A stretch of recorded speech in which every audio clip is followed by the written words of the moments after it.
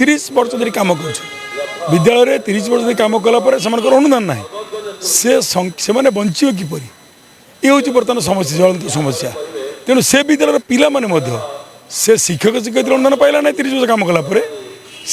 तार पिला माने बही पोशाक साइकेल मध्याह्न किसी पाना अत्यंत माने ये हूँ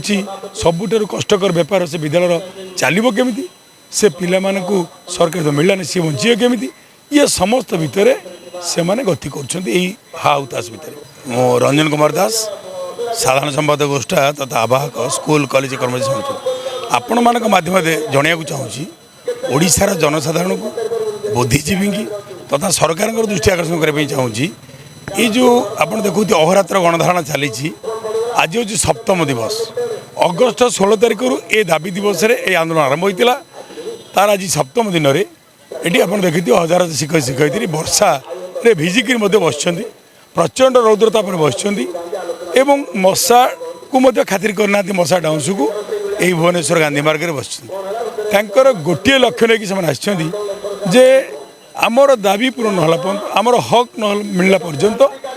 आमको जो प्रतिश्रुति सरकार से प्रतिश्रुति रक्षा करना पर्यंत आम जगह छाड़ू गोटे निष्पत्ति जे तुरंत जो कथा तुम देइथिलो कमिटमेंट करथिलो माननीय मुख्यमंत्री जितेबाला विरोधी नेता थिले सेतेबाला से कहिथिले जे आम सरकार आसिले 2 मास भितर समस्या को समाधान करिए बोली किंतु 2 मास पर 2 वर्ष 2 मास 4 मास बीतीगला किंतु समस्या समाधान हो पाला नहीं मुझे आपको कही रखा चाहूँगी जे 2 मास 2 वर्ष बीतला समस्या समाधान हो पाला नहीं किंतु केते प्रतिश्रुति आमको देवे बारंबार आलोचना कर प्रतिश्रुति पाइचु एवं घर को फेरीचु किंतु सरकार जो कथा कही सरकार आसिले करियो बोली ताहा कहीं दिन में पहुँची ये बर्तमान मोर प्रश्न हो माननीय मुख्यमंत्री की जे जो अनुदान संपर्क में आपने कही दीर्घ दिन अनुदान जो मैंने पाई ना 30 वर्ष धरी काम कर विद्यालय 30 वर्ष धरी काम कलापर से अनुदान ना से मैंने बंचे किपर ये हूँ बर्तमान समस्या ज्वलंत समस्या तेणु से विद्यालय पिला माने से शिक्षक शिक्षयित्री अनुदान पाइला ना 30 वर्ष काम कलापर तार पिला माने बही पोशाक साइकेल मध्याह्न किसी पाना अत्यंत माने ये हूँ सबुठ कष्टकर बेपार से विद्यालय चलो केमी से पिला मानू सरकार तो मिललानी सी बंचे केमी ये समस्त भितर से माने गति कर हाउतास भितर तेणु प्रथम कथा हूँ से अनुदान योग्य विद्यालय गुड़ी अनुदान प्रदान कर द्वितीय ज्वलंत समस्या हूँ जो मैंने अवसर नहीं गले स्कूल कॉलेज अवसर नहीं जो मैंने अध्यापक हूँ शिक्षक हूँ कर्मचारी हूँ प्राय 7000 लोक बर्तमान अवसर नहीं सारे से मैंने अवसर नवासी से टंकाटे औषध किने को पैसा ना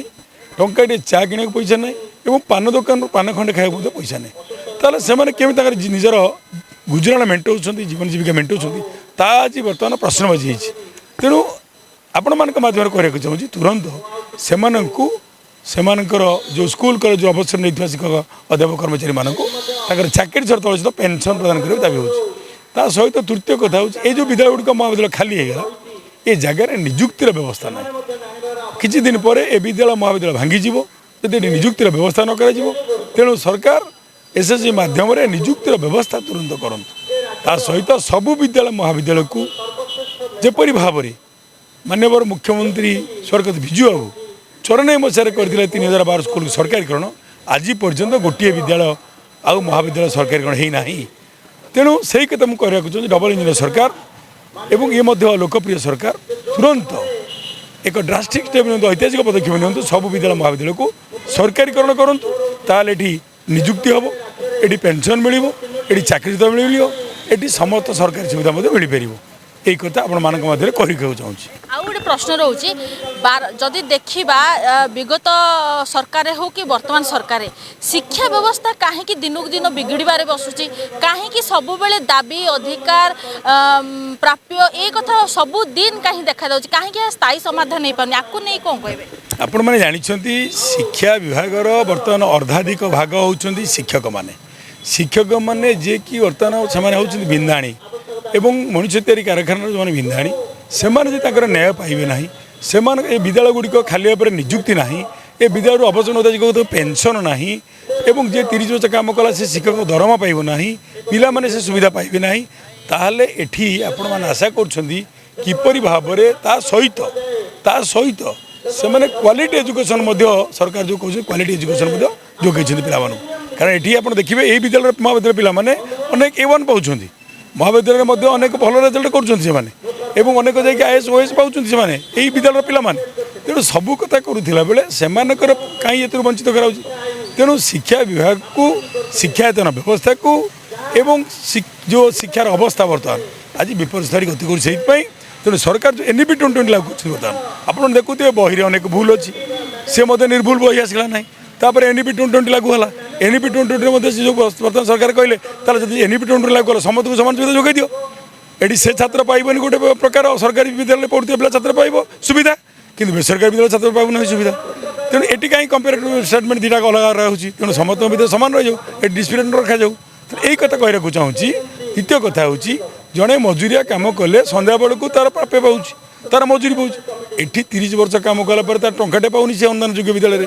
ୟାଠୁ କ'ଣ ଦୁଃଖ ଥାଇପାରେ? ତ ଏଇଠି ଆମେ ଆଶା କରୁଛେ ତାପରେ ବି ଗୋଟେ ବିଦ୍ୟାଳୟରେ କମ୍ପ୍ୟୁଟର ସରକାର ଯୋଗାଇଛନ୍ତି, ସେଠି କମ୍ପ୍ୟୁଟର ଟିଚର ନାହିଁ। ବିଦ୍ୟାଳୟରୁ ବର୍ତ୍ତମାନ ଖାଲି ହେଇଗଲାଣି, ନିଯୁକ୍ତିର ବ୍ୟବସ୍ଥା ନାହିଁ। ସରକାର କହିଥିଲେ ଆମେ ନିଯୁକ୍ତି କରିବୁ। ଏ ସମସ୍ତ କଥାକୁ ବିଚାର କରି ତୁରନ୍ତ ସରକାର ସ୍ଥାୟୀ ସମସ୍ୟାର ଏକ ସମାଧାନ କରନ୍ତୁ, ଅନୁଦାନ ଯୋଗ୍ୟ ବିଦ୍ୟାଳୟଗୁଡ଼ିକୁ ଅନୁଦାନ ପ୍ରଦାନ କରନ୍ତୁ ଏବଂ ଅବସର ନେଇଥିବା ଯେଉଁ ବିଦ୍ୟାଳୟ ମହାବିଦ୍ୟାଳୟରୁ ଯେଉଁମାନେ ଶିକ୍ଷକ ଅଧ୍ୟାପକ କର୍ମଚାରୀ ତାଙ୍କ ପାଇଁ ଚାକିରି ବା ପେନ୍ସନ୍ ଯୋଗାନ୍ତୁ ଏବଂ ନିଯୁକ୍ତିର ବ୍ୟବସ୍ଥା କରନ୍ତୁ।